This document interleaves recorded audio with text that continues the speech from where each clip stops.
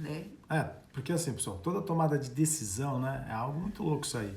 Faz com que a gente abra mão de uma outra coisa, de ter outra coisa. Não adianta isso. A cada tomada de decisão, você vai ter que abrir mão de alguma coisa. Eu faço até uma analogia com o negócio, né? Com a empresa mesmo, né? Sim, porque assim, ó, o planejamento inicial, você tem que contar ali que você tem algo de inicial, das Pode continuar. diversidades no meio, né? Você vê, você monta o negócio, conta com as atividades do meio, até seguirmos ao resultado. A gente tem que conseguir esse resultado.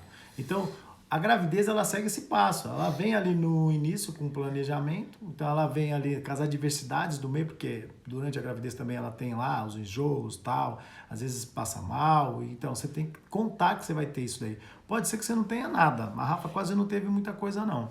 Então assim, mas tem que computar esses tipos de coisa. Tudo que a gente faz muito bem planejado tende a ser melhor. A gente não tem aquela questão de ser pego de surpresa. Isso é muito importante, entendeu?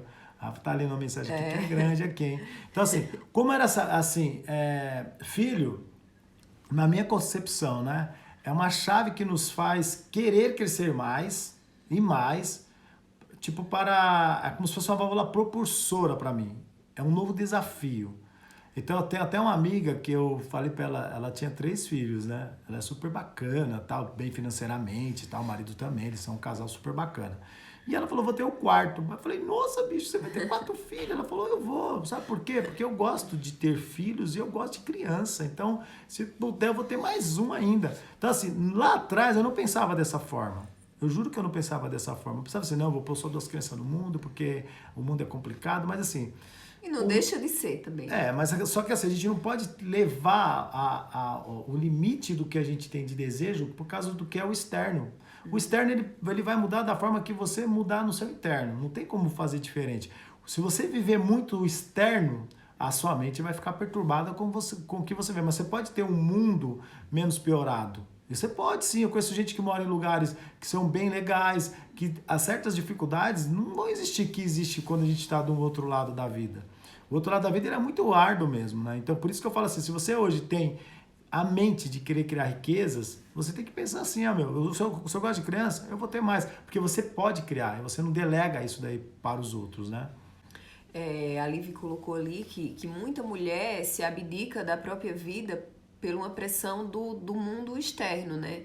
Eu acho que existe realmente, assim, essa pressão do mundo externo, assim, essa cobrança, né, de ser a mãe perfeita, de largar tudo para cuidar do filho. Eu acho que é injusto, né? Mas tem que ter um equilíbrio, né? Acho que tudo na vida tem que ter um equilíbrio.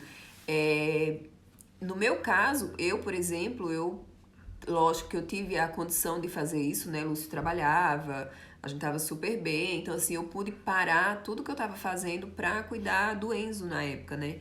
Mas não era o meu plano, eu não tinha esse plano de largar a minha vida pra cuidar da criança. Mas aconteceu uma coisa no meio do caminho que me pressionou a isso, assim, eu me senti na obrigação disso, né? Ele tava numa creche, né? E uma creche boa a gente pesquisou muito para colocar, pegou indicação, acompanhou por um tempo para ver como era o trabalho, tudo com muito cuidado, muita cautela. Mas ainda assim, quando ele estava com 9 meses, já estava na parte da introdução alimentar sólida, ele chegou em casa com fome e bebê, assim, 9 meses bebê. E ele ficava tentando pegar a maçã da fruteira para comer. Então aquilo me deixou desesperada, porque eu falei, nossa, eu tô pagando uma fortuna para outra pessoa cuidar do meu filho, que a responsabilidade é minha, não é da escola de cuidar do meu filho, é minha, eu tinha que me programar, foi programado e tal. Mas assim, aquilo ali me deixou desesperada, porque ele tava com fome. Então eu falei, eu não posso delegar para outra pessoa, essa responsabilidade é minha. Então, assim, custe o que custar, e foi difícil, como a Liv falou, abdicar da minha vida, dos meus sonhos, dos meus projetos, pra ficar com ele, mas assim, eu não consegui mais largar. Depois disso eu continuei a cuidar, depois veio o Theo, e aí assim, porque eu sentia muito essa pressão, dessa responsabilidade de cuidar deles, né?